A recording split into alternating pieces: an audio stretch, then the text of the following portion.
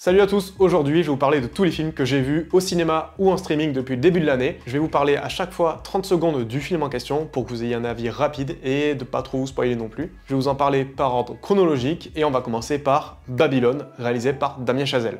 Déjà, ce qui marque dans Babylone, c'est la musique de Justin Hurwitz qui est, encore une fois, incroyable, dans la même lignée que celle de Whiplash, La La Land et First Man. Là où La La Land aimait glorifier et sublimer le vieil Hollywood, Babylone, ce qu'il fait avec l'Hollywood des années 20, c'est de le désacraliser, de montrer le chaos ambiant, les changements aussi apportés par le film parlant. C'est ça qui va être le cœur du développement des personnages, que ce soit le personnage de Margot Robbie, de Brad Pitt qui lui devient has-been alors que Margot Robbie elle explose et elle devient une méga star. C'est une superbe odyssée dans le Hollywood des années 20 et ce qui est marrant c'est qu'il y a une scène en particulier, celle avec Tobey Maguire que, bon si vous avez vu le film vous comprenez, on bascule d'un coup dans le registre du film d'horreur et la séquence est absolument cauchemardesque, c'est génial. Pour l'instant c'est le film que j'ai préféré de cette moitié d'année 2023, donc je vous le conseille évidemment très vivement, surtout qu'il n'a pas eu un méga succès au box-office dans le monde. En France, ça a été un carton et tant mieux.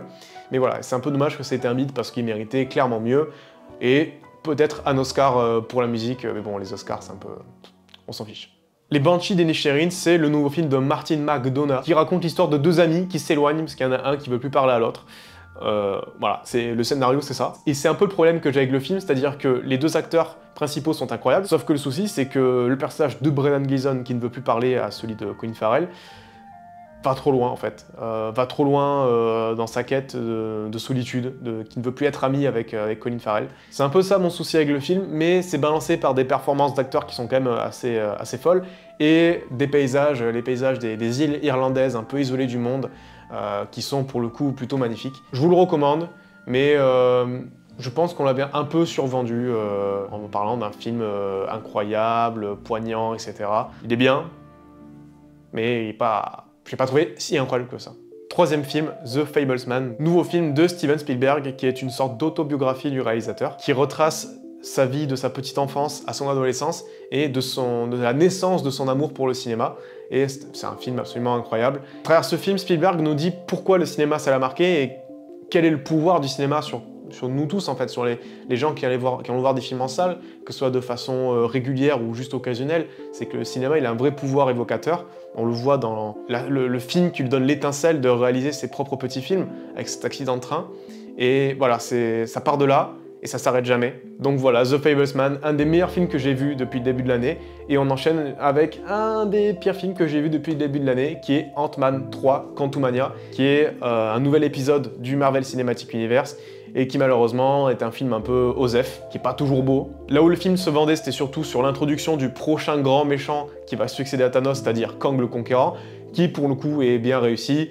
En même temps, c'était vraiment l'atout marketing numéro 1 du film, donc heureusement qu'ils ont réussi ça.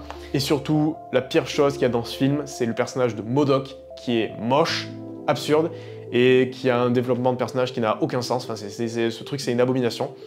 Vous voyez les images. Déjà que les films Ant-Man n'étaient pas super mémorables, même si j'aime bien le 1. Là, le 3, c'est une catastrophe, je vous le conseille pas du tout. Voilà, on a rêvé mieux comme introduction du prochain grand méchant. Prochain film et autre suite d'une saga, c'est Scream 6, donc 6ème épisode de la série, qui a eu un espèce de soft reboot avec l'épisode 5 que bon, j'ai plutôt bien aimé. On suit les sœurs Carpenter, Sam et Tara, essayer d'évoluer après la tragédie qu'il y a eu dans Scream 5, sauf que évidemment, elles vont encore se faire poursuivre par un Ghostface, mais dans un nouveau terrain de chasse. En point positif du film, je vais d'abord parler des deux personnages principaux qui, voilà, elles ont une bonne dynamique, les actrices sont plutôt convaincantes et investies, donc ça, y a pas de problème, et on a envie qu'elles s'en sortent. Les autres personnages secondaires sont plus ou moins sympas, y a pas de souci. Par contre, le gros problème que j'ai eu avec le film, c'est la révélation de qui est Ghostface, que je ne vais pas vous dévoiler, mais voilà, c'est typique, c'est très décevant, et à chaque fois, c'est le personnage normal qui, une fois qu'il est révélé être le tueur, agit comme un psychopathe un peu clownesque. Donc bon, on a déjà vu ça avant et c'était pas super utile, donc bon. Fin un peu décevante. Et justement, en parlant de fin, je vois pas où irait un Scream 7 parce qu'ils en ont parlé d'en faire un 7ème parce que le film a plutôt bien marché. Je sais pas trop ce qu'ils ont raconté par rapport au cinéma d'horreur. Déjà que le 5 et le 6, ils tirent un peu sur la ficelle, des suites, des reboots, tout ça. Là, je vois pas ce qu'ils pourraient faire avec un 7ème film. Donc bon, à voir. Prochain film, Creed 3, réalisé et joué par Michael B. Jordan, qui signe là son premier film et qui se débrouille plutôt pas mal, donc ça c'est bien, et qui affirme d'autant plus l'émancipation de Creed 3 par rapport au reste de la saga Rocky, parce que Rocky n'est pas dans le film, ça se sent un peu.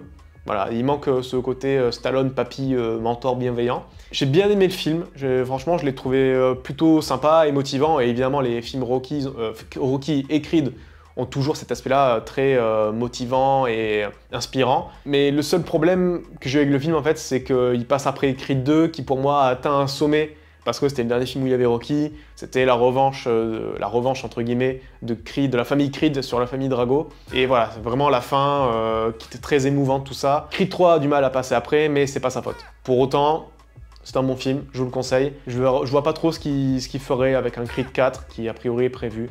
Ou alors il parle d'un spin-off sur la fille de Creed. Bon, pour moi c'est pas super pertinent, mais bon, pourquoi pas. On reste dans le thème de la bagarre avec évidemment l'homme, le mythe, la légende, John Wick 4. C'est là où on voit les sagas qui quand même sont de mieux en mieux à chaque volet. Alors que ce film-là dure 2h45, j'étais un peu sceptique, mais finalement elle passe à toute vitesse. On passe de scène d'action dantesque en scène d'action dantesque. Action qui est toujours bien filmée, où on sent que les cascadeurs, les acteurs sont investis, je veux dire Keanu Reeves en tête évidemment, mais aussi Donnie Yen qui a quand même 60 balais et qui te sort des scènes d'action de fou furieux. Même les autres nouveaux venus comme Scott Adkins qui joue le patron de boîte Killa, qui malgré sa surcharge, on voit des kicks et ça c'est quand même assez drôle, on s'y attend pas. Donc voilà, j'ai adoré, évidemment c'est toujours magnifiquement chorégraphié, magnifiquement filmé. Seul tout petit souci que j'ai eu avec le film, c'est le méchant de Bill Skarsgård qui est qui est sympa mais un peu cliché dans le côté français, aristo, qui a un accent de merde, hein, on va pas se mentir. Je sais pas pourquoi ils ont pas pris un acteur français, mais bon, voilà. Après, tous les films de divertissement n'ont pas besoin de faire 2h45, hein. Vous prenez Mario, c'est 1h30, c'est parfaitement rythmé, l'animation est pour le coup vraiment très très belle. Et j'aimerais saluer la VF, qui est pour le coup de très très bonne qualité, que ce soit Bowser, Mario, Luigi, enfin, c'est vraiment un festin pour les yeux. Et l'avantage d'un film Mario, c'est qu'évidemment, on peut y caser 30 ans de référence, il y a 3000 références à la minute pour les fans de Mario, c'est vraiment super agréable à voir et j'attends une suite avec Yoshi peut-être, ça serait cool. Prochain film sur la liste, c'est Les Trois Mousquetaires, film français à gros budget, ambitieux, pas comme le nouveau Astérix qui est que j'ai pas vu en fait parce que Jules César. Et du coup là, contrairement à Astérix, on sent l'argent qui a été mis dans le film, que ce soit en termes de décors, de costumes, les acteurs aussi, parce que c'est quand même pas mal d'acteurs français bankable, et qui pour le coup correspondent bien à leur rôle, surtout Louis Garrel, qui a fait un super travail en Louis XIII, je trouve. Vivant la suite qui sort en décembre, ça mérite au moins de tenir en haleine, c'est assez intéressant. Le seul petit problème que j'ai eu avec le film, c'est certains dialogues, surtout le personnage de D'Artagnan, qui est joué par François Civil. Je sais pas si c'est lui ou si c'est le texte, mais bon, c'est un peu sorti bizarrement. Mais bon, c'est quelques répliques par-ci par-là, donc c'est pas super grave non plus. Premier film de la liste qui est sorti uniquement en streaming, donc là sur Apple TV+, c'est le film Tetris, qui retrace l'histoire vraie de la création, de l'appropriation des droits du jeu vidéo, qui est plutôt rocambolesque en fait, hein, parce que je m'attendais pas du tout à ça. Ça parle de guerre froide, de guerre de droit entre l'URSS, les États-Unis, le Japon. C'est une histoire assez folle et qui pour le coup est assez proche de la vraie histoire du créateur. La réalisation du film, elle est un peu banale, normale, mais il y a des transitions en mode 8 bits, vieux jeu vidéo, qui pour le coup fonctionnent plutôt bien. Voilà, visuellement, ça apporte un peu de cachet au film. Donc c'est un film que je vous conseille, qui est plutôt sympa, qui est pas méga long, et qui peut tout à fait faire le taf si vous êtes abonné à Apple TV+. Evil Dead Rise, qui est le nouveau volet de la saga Evil Dead, qui est plus ou moins une suite du remake, du très bon remake même de 2013, qui dans la lignée de ce film est évidemment une boucherie sans nom, gore, et qui est bon, absolument jouissive, hein, pour le coup, c'est vraiment très très cool à voir. Si vous êtes client, sinon passez votre chemin, vous allez être dégoûté à vie. Mais voilà, c'est un film qui, je pense pour les fans de la saga, devrait contenter, même s'il invente rien de nouveau. C'est juste il change de décor, on n'est plus dans la cabane dans les bois, on est dans un immeuble à Los Angeles qui tombe absolument en ruine, ce qui donne de nouvelles possibilités pour l'histoire. Et évidemment, la meilleure chose du film, c'est Alyssa Sutherland qui joue la mère, qui devient possédée et qui est absolument flippante et qui, je trouve, est peut-être la meilleure Deadites, qui sont les personnes possédées dans l'univers d'Evil Dead. C'est peut-être la meilleure interprétation de la saga, et pour le coup, bravo. Avec le prochain film, on reste dans tout ce qui est gore, mal-être, viscérale avec Mad God, qui est un film d'animation stop motion réalisé par Phil Tippett. Phil Tippett, qui est un créateur d'effets spéciaux ultra renommé à Hollywood, qui a bossé sur Star Wars, Jurassic Park et compagnie. Donc forcément, dans ce film, on a un travail de miniature incroyable, un travail de maquette qui est quand même assez poussé. C'est très conceptuel, c'est très sensoriel comme film, ça sera pas pour tout le monde, et pour le coup, c'était pas pour moi. Parce que même si j'ai apprécié les qualités techniques du film, malgré sa durée d'1h30, j'ai l'impression d'être resté devant pendant 4 heures. C'était assez éprouvant, alors en même temps c'est ce que le film cherche à créer comme ambiance, mais j'étais pas convaincu, j'étais sorti de là un peu... pas déçu parce que j'étais quand même assez curieux, et finalement j'ai pas accroché.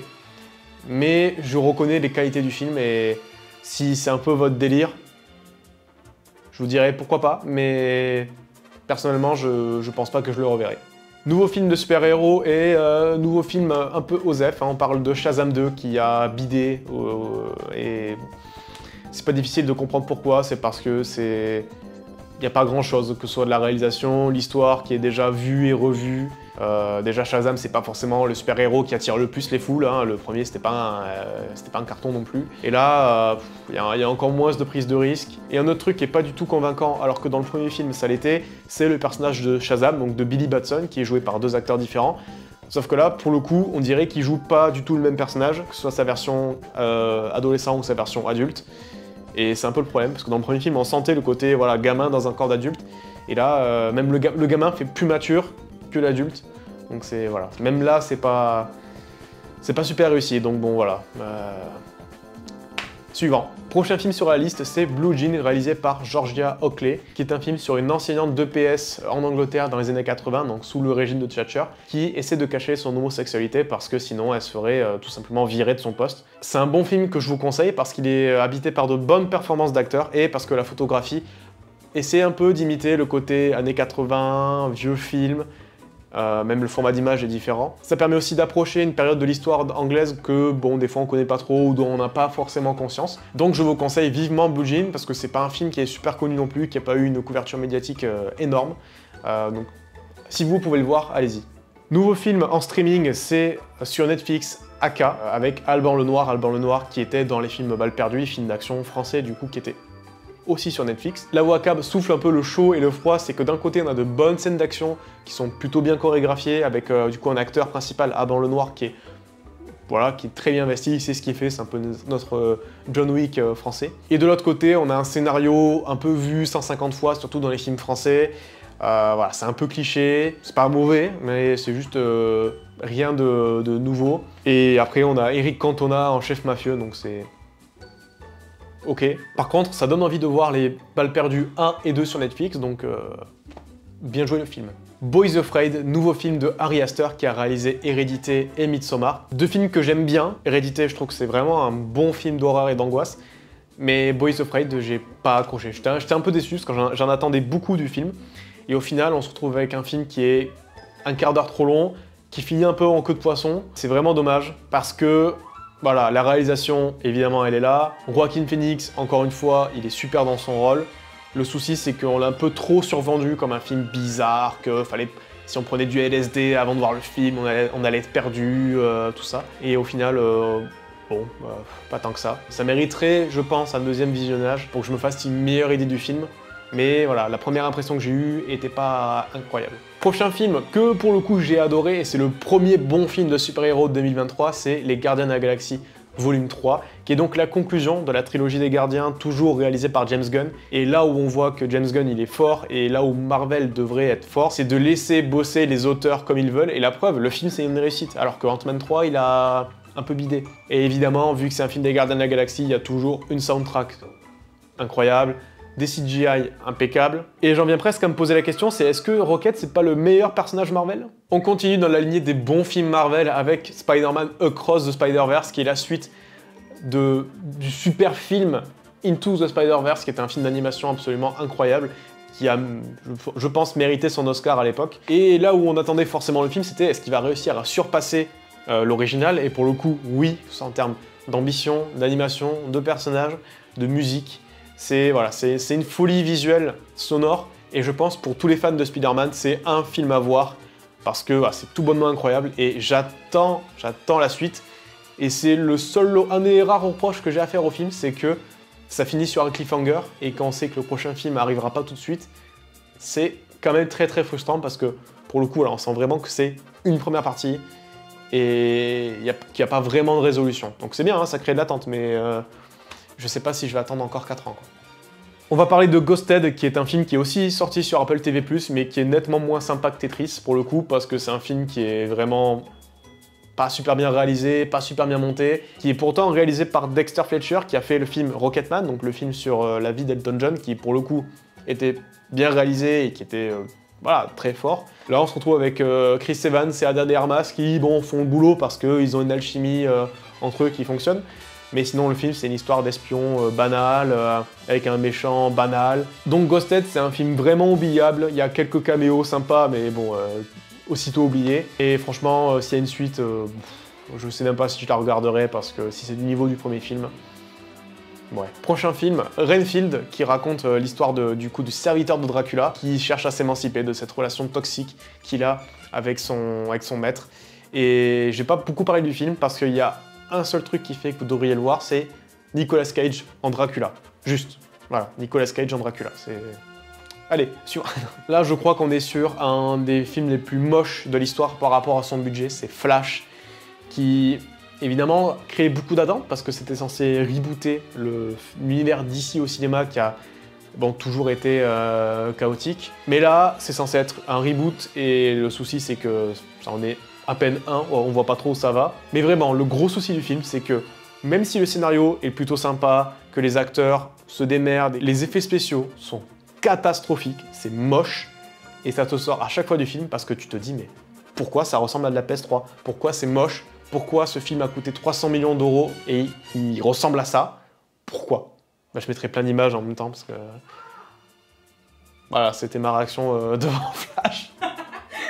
Donc au final, The Flash, c'est voilà, une bonne intrigue cachée sous des CGI immondes, un final qui n'a, alors là, aucun sens. Et le gros souci, c'est qu'il est porté par Ezra Miller, qui est un criminel notoire, et d'en avoir deux dans le film qui te parlent de faire attention à sa santé mentale, qui parlent de drogue ou de frapper des gens, alors que c'est un peu ce qu'il lui aurait reproché dans la vraie vie. C'est assez ironique, et franchement, c'est un cas d'école, ce film. On va finir cette vidéo par deux films d'action. Le premier, c'est Tyler Rake 2 sur Netflix, qui est la suite de Tyler Rake 1. C'est donc la suite du premier volet, qui est en soi le premier film, mais beaucoup plus vénère, et dans la neige. Et donc, comme pour le premier film, on nous ressort le coup du plan séquence d'action de 20 minutes, avec des raccords numériques, mais qui est franchement très très bien foutu. Et rien que pour ça, je pense que ça mérite le coup d'œil, ou au moins cette partie-là. Parce que bon, les personnages secondaires sont un peu osef. Le final est un peu décevant compte tenu de toute l'action qu'on a eue avant. Mais voilà, ça reste quand même un très très bon divertissement, qui est très efficace, et je vous le conseille si vous avez bien aimé le premier. Et donc pour finir cette vidéo, on va parler de Sisu, qui est le Rambo finlandais qui se bat contre des nazis. Voilà, donc rien que le pitch, normalement, si vous êtes fan de ce genre de film, vous devriez avoir sauté dessus. Mais sinon, pour élaborer, c'est un Survivor extrême, vraiment très premier degré, où le personnage, il est totalement invincible, je veux dire. C'est absurde, mais bon, voilà, c'est dans le délire du film. Et le final est over the top, c'est vraiment, voilà, c'est vraiment très bourrin comme film, c'est-à-dire que le personnage principal, il parle pas du film. Si vous êtes fan de bagarre, si vous avez aimé John Wick, Tyler Rake, compagnie, vous pouvez y jeter un coup d'œil. Sinon, ça sera pas forcément pour vous. Après, le film est pas très long, il dure qu'1h30. Donc bon, à voir. Perso, j'ai trouvé ça sympa, mais sans plus. Voilà, cette petite vidéo bilan de la moitié d'année 2023 est terminée. J'espère qu'elle vous a plu. J'espère que j'ai pu assez vous en dire sur les films sans trop en dire non plus.